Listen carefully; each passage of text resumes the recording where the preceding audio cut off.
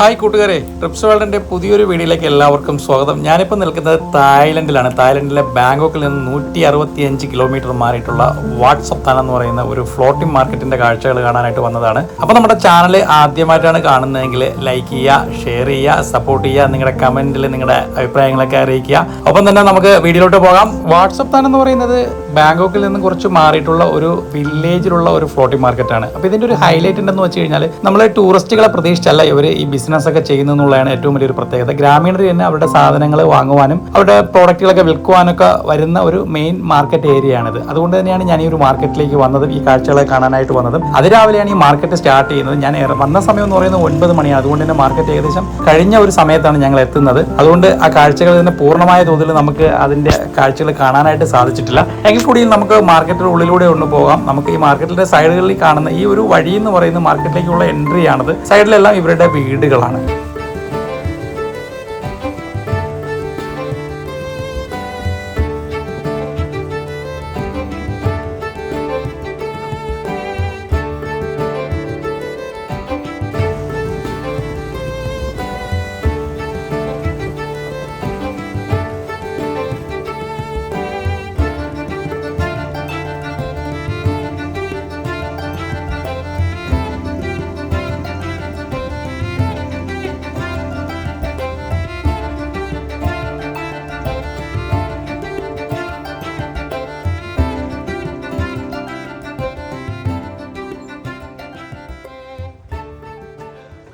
WhatsApp താൻ എന്ന് പറയുന്ന ഈ ഒരു ഫ്ലോട്ടിംഗ് മാർക്കറ്റിലേക്ക് എത്തിച്ചേരാനായിട്ട് ബാങ്കോക്കിൽ നിന്ന് 165 കിലോമീറ്റർ നമ്മൾ യാത്ര ചെയ്യണം. യാത്ര ചെയ്ത് എത്തിക്കഴിഞ്ഞാൽ നമുക്ക് ഇവിടെയുള്ള ബോട്ടിംഗ് പോയിന്റ് ഉണ്ട്. അപ്പോൾ അവിടെ വന്നു കഴിഞ്ഞാൽ 800 തായ് ബാത്ത് കൊടുത്തു കഴിഞ്ഞാൽ ഇതുപോലുള്ള ചെറിയ ബോട്ടുകൾ നിങ്ങൾക്ക് ഹയർ ചെയ്യാനായിട്ട് കഴിയും. അപ്പോൾ അവർ തന്നെ നമ്മളെ ഈ ഫ്ലോട്ടിംഗ് മാർക്കറ്റിലൂടെ നമ്മളെ കൊണ്ടുപോയി ഫ്ലോട്ടിംഗ് മാർക്കറ്റിന്റെ മുഴുവൻ കാഴ്ചകളും നമ്മളെ കാണിച്ചു തരും. ഒപ്പം തന്നെ നമുക്ക് ഇവിടെയുള്ള റെസ്റ്റോറൻറ്റുകളിൽ കയറി അവരുടെ തനത് ഫുഡുകൾ ഓർഡർ ചെയ്യാം, അവിടെ ഇരുന്ന് കഴിക്കാം. ഒപ്പം തന്നെ ബിയർ പാർലറുകളുണ്ട്. ഒപ്പം തന്നെ ഡെയിലി യൂട്ടിലിറ്റി ഐറ്റംസ് വിൽക്കുന്ന ഷോപ്പുകളുണ്ട്. ഒപ്പം തന്നെ സുവനീർ വിൽക്കുന്ന ഷോപ്പുകളുണ്ട്. അതുപോലെ ടെക്സ്റ്റൈൽ തുണി ഉൽപ്പന്നങ്ങൾക്ക് വിൽക്കുന്ന ഷോപ്പുകളുണ്ട്. മറ്റൊരു പ്രത്യേകത എന്ന് വെച്ച് കഴിഞ്ഞാൽ ഇവരുടെ ഒരു ഭക്ഷണ ശൈലി എന്ന് പറയുന്നത് പുഴുക്കൾ മുതലേ വരെ ഭക്ഷിക്കുന്നവരാണ് തായ്ലൻഡുകാർ. അപ്പോൾ അതുകൊണ്ട് തന്നെ ഇത്തരം എല്ലാത്തരം വ്യത്യസ്തമായ ഭക്ഷണ രീതികളൊക്കെ പരിചയപ്പെടണമെങ്കിലും അറിവുകൾ നേടണമെങ്കിലും ഒക്കെ നമുക്ക് വരാൻ പറ്റുന്ന ഒരു ഏരിയ എന്ന് പറയുന്നത് ഇത്തരം മാർക്കറ്റ് ഏരിയകളാണ്. അപ്പോൾ ഇവിടെ വന്നു കഴിഞ്ഞാൽ ഇവരുടെ തനത് ഭക്ഷണവും തനത് ശൈലിയിലുള്ള വില്ലേജ് ജീവിതങ്ങളും ഒക്കെ നമുക്ക് കാണാനായിട്ട് കഴിയും.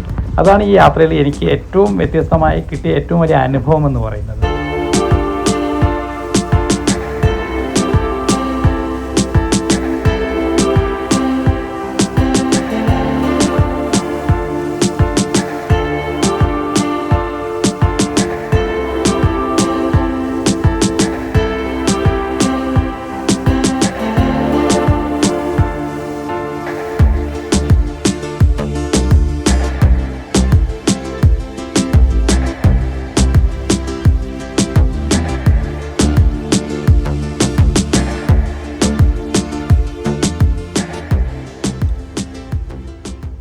എനിക്ക് തായ്ലൻഡ് യാത്രയിൽ ഒന്ന് രണ്ട് കാര്യങ്ങൾ ഇവരിൽ നിന്ന് എനിക്ക് മനസ്സിലായത്, തായ്ലൻഡുകാർ വളരെ സൗമ്യമായി പെരുമാറുന്നവരാണ്. അവർ തമ്മിലായിരുന്നാലും ടൂറിസ്റ്റുകളോടായാലും വളരെ മാന്യമായ പെരുമാറ്റം സൂക്ഷിക്കുന്നവരാണ് തായ്ലൻഡുകാർ.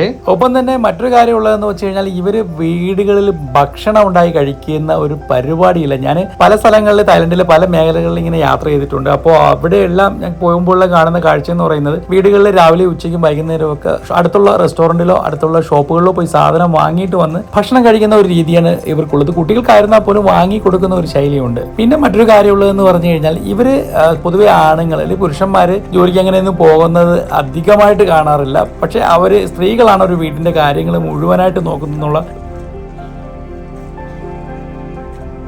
തായ്ലൻഡ് എന്ന് പറയുന്നത് ശരിക്കും പറഞ്ഞാൽ നമ്മുടെ കേരളത്തിൻ്റെ ക്ലൈമറ്റിനോട് വളരെയധികം യോജിച്ച് കിടക്കുന്ന ഒരു കാലാവസ്ഥയുള്ള ഒരു പ്രദേശമാണ് തായ്ലൻഡ് എന്ന് പറയുന്നത്. പിന്നെ ഇവിടെ നമ്മുടെ നാട്ടിൽ തന്നെ വാഴ, കപ്പ, നമ്മുടെ നാട്ടിൽ വിളയുന്ന എല്ലാ വിഭവങ്ങളും ഇവിടെയും കാണാമെന്നുള്ള ഒരു പ്രത്യേകതയുണ്ട്. നമ്മുടെ മരച്ചീനി പോലും കപ്പ പോലും നമ്മുടെ ഈ ഒരു ഇവിടുത്തെ വില്ലേജുകളിൽ പോയാൽ അവർ കൃഷി ചെയ്യുന്നത് ഞാൻ കണ്ടിട്ടുണ്ട്. അപ്പോൾ ഇതൊക്കെ ഇവർ വിൽപ്പനയ്ക്കും വച്ചിട്ടുള്ളതായിട്ട് നമുക്ക് കാണാനായിട്ട് കഴിയും.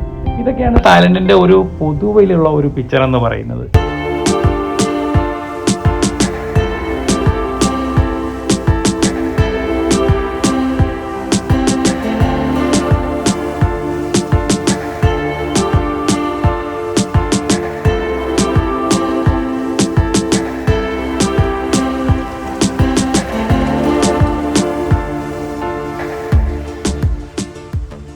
തായ്ലൻഡിലേക്ക് പോവുകയാണെങ്കിൽ തായ്ലൻഡിൻ്റെ ഭംഗി എന്ന് പറയുന്നത് ഇതുപോലുള്ള കാഴ്ചകളൊക്കെയാണ് കേട്ടോ.